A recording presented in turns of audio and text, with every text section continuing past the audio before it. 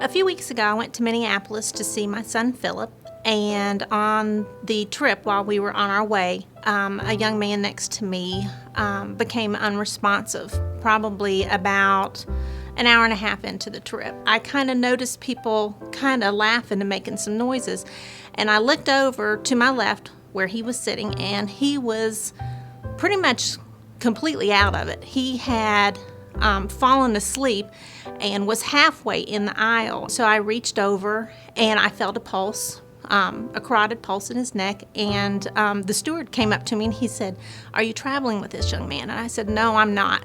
I said, "He does have a pulse." I said, "But there might be a little bit more going on here than what we're aware of." I got out of my seat and asked the lady sitting next to him to go ahead and get her purse and climb over and get in my seat while I took care of him. And they brought oxygen. We went ahead and put some oxygen on him. They brought me a blood pressure cuff and a stethoscope. So I did a blood pressure on him, checked his pulse, did a sternal rub on him, trying to get some response from him. And there was like nothing.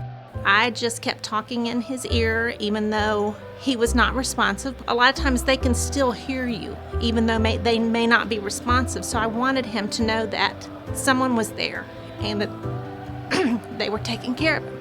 So we helped him into his chair, and then they proceeded to take him off the plane so that they could get him the treatment that he needed. A year and a half ago, my husband and I put our son Philip on a plane from Atlanta to Minneapolis to enter a rehab program because we had discovered that he had some problems himself. We can do whatever we need to do just by reaching out, whether it just be a smile, a hug, or just letting them know that somebody's there for them. People out there need people.